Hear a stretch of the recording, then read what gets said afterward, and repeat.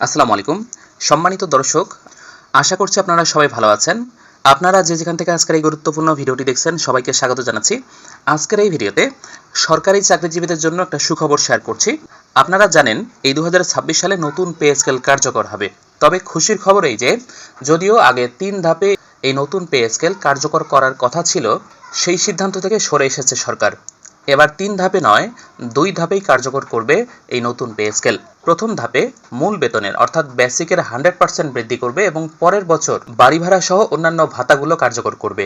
যদিও এর আগে 3 ধাপে কার্যকর করার কথা ছিল, অর্থাৎ প্রথম বছর মূল বেতনের 50% বৃদ্ধি করবে, পরের বছর মূল বেতনের বাকি 50% মানে মোট 100% বৃদ্ধি করবে। এরপরের বছর বাড়ি ভাড়া সহ অন্যান্য ভাতা কার্যকর করার কথা ছিল। তবে সেই সিদ্ধান্ত থেকে সরে এসেছে সরকার। সরকার মনে করছে বেসিক 2 ধাপে কার্যকর করলে কারিগরি জটিলতা তৈরি হতে পারে। এই কারণে 2 ধাপে নয়, বেসিকটা 1 ধাপেই কার্যকর করবে। এই নিয়ে দৈনিক শিক্ষায় বিস্তারিত প্রতিবেদন তুলে ধরা হয়েছে। আপনাদের সাথে আমি সেই নিউজটি শেয়ার করছি। এখানে আপনারা দেখতে পাচ্ছেন নতুন পে স্কেল চলতি সপ্তাহেই রোডম্যাপ জমা, জুলাইয়ে কার্যকরের সম্ভাবনা। 29 জুন 2026 তারিখে এই নিউজটি প্রকাশিত হয়েছে। এখানে নিউজের সামারি আপনারা দেখতে পাচ্ছেন। বেসামরিক প্রশাসন, বিচার বিভাগ ও সশস্ত্র বাহিনী নিয়ে গঠিত 3টি পৃথক পে কমিশনের প্রতিবেদনের পর্যালোচনা শেষে এই কমিটি তাদের সুপারিশ চূড়ান্ত করেছে বলে অর্থ মন্ত্রণালয়ের সংশ্লিষ্ট সূত্র নিশ্চিত করেছে। প্রধানমন্ত্রী তারেক রহমানের অনুমোদনের পর জুলাইয়ের মাঝামাঝি সময়ে এ সংক্রান্ত গেজেট প্রকাশ করতে পারে অর্থ মন্ত্রণালয়। চলুন বিস্তারিত জেনে নেওয়া যাক কি বলা আছে এই প্রতিবেদনে। এখানে বলছে সরকারি চাকরিজীবীদের জন্য 2 ধাপে নতুন পে স্কেল অর্থাৎ নবম জাতীয় পে স্কেল বাস্তবায়ন করতে যাচ্ছে সরকার। এর মধ্যে আগামী জুলাই মাস থেকেই নতুন পে স্কেলের মূল বেতন কার্যকর হওয়ার প্রবল সম্ভাবনা রয়েছে। চলতি সপ্তাহেই মন্ত্রিপরিষদ সচিব নাসিমুল গনির নেতৃত্বাধীন কমিটির পে কমিশনের সুপারিশ মূল্যায়ন ও বাস্তবায়নের রোডম্যাপ অর্থ মন্ত্রণালয়ে জমা দেওয়ার কথা রয়েছে। বেসামরিক প্রশাসন, বিচার বিভাগ ও সশস্ত্র বাহিনী নিয়ে গঠিত 3টি পৃথক পে কমিশনের প্রতিবেদনের পর্যালোচনা শেষে এই কমিটি তাদের সুপারিশ চূড়ান্ত করেছে বলে অর্থ মন্ত্রণালয়ের সংশ্লিষ্ট সূত্র নিশ্চিত করেছে। প্রধানমন্ত্রী তারেক রহমানের অনুমোদনের পর জুলাইয়ের মাঝামাঝি সময়ে এ সংক্রান্ত গেজেট প্রকাশ করতে পারে অর্থ মন্ত্রণালয়। মূল বেতন 1 ধাপেই কার্যকরের সুপারিশ। প্রাথমিকভাবে নবম পে স্কেল বাস্তবায়নে 3 বা 2 বছর মেয়াদী 2টি বিকল্প বিবেচনা করেছিল সরকার।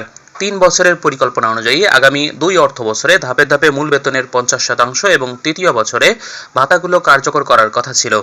তবে অর্থ বিভাগ জানায় 2 ধাপে মূল বেতন বাস্তবায়ন করা হলে সরকারের ইন্টিগ্রেটেড বাজেট অ্যান্ড অ্যাকাউন্টিং সিস্টেমে কারিগরি জটিলতা তৈরি হতে পারে। এ কারণে তারা একেবারে মূল বেতন পুরোটা কার্যকর করার সুপারিশ করে।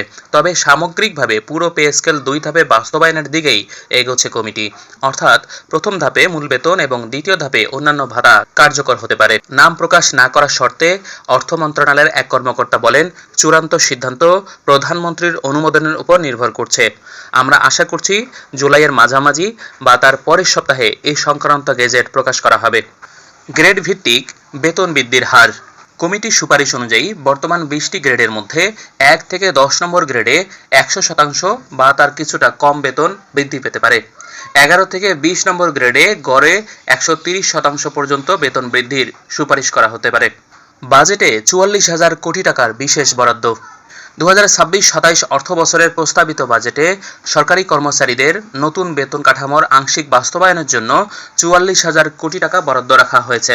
অর্থমন্ত্রী আমির খসরু মাহমুদ চৌধুরী বাজেট বক্তব্যে আগামী 1 জুলাই থেকে নতুন পে স্কেল কার্যকর হওয়ার ঘোষণা দিলেও এটি কিভাবে বাস্তবায়ন করা হবে সে বিষয়ে বিস্তারিত জানাননি। বাজেট বক্তৃতায় অর্থমন্ত্রী বলেন, আমরা 1 জুলাই থেকে ধাপে ধাপে সরকারি কর্মচারীদের জন্য নতুন বেতন কাঠামো বাস্তবায়নের ঘোষণা দিচ্ছি। গত 11 বছর ধরে সরকারি কর্মচারীরা একই কাঠামোর আওতায় বেতন ভাতা পাচ্ছেন, অথচ মূল্যস্ফীতির কারণে জীবনযাত্রার ব্যয় উল্লেখযোগ্যভাবে বেড়েছে। পে স্কেল সংশোধনের আগে উদাহরণগুলোর মতো এবার বাজেট নথিতে বেতন ভাতা খাতে আলাদা করে কোনো বৃদ্ধি দেখানো হয়নি। অর্থ মন্ত্রণালয়ের কর্মকর্তারা জানান, বরাদ্দটি নেট পাবলিক সার্ভিস খাতে রাখা হয়েছে। চলতি অর্থ বছরের সংশোধিত বরাদ্দের তুলনায় এই খাতে ব্যয় 54,572 কোটি টাকা বেড়ে 2026-27 অর্থ বছরে দাঁড়িয়েছে 1,41,444 কোটি টাকা। কর্মকর্তাদের মতে বাস্তবায়নের অগ্রগতির উপর নির্ভর করে ৪৪,০০০ কোটি টাকার এই বরাদ্দ সরকারি কর্মকর্তা কর্মচারী, পেনশনভোগী এবং এমপিভুক্ত শিক্ষক কর্মচারীদের বেতন সমন্বয়ে ব্যয় করা হবে। এবার মূল বেতনে ১০০ থেকে ১৪২% পর্যন্ত বৃদ্ধির পাশাপাশি অন্যান্য সুযোগ সুবিধাও উল্লেখযোগ্যভাবে বাড়ানোর সুপারিশ করেছে নবম পে কমিশন। ২০১৫ খ্রিস্টাব্দে ২ ধাপে অষ্টম জাতীয় পে স্কেল বাস্তবায়ন করা হয়েছিল।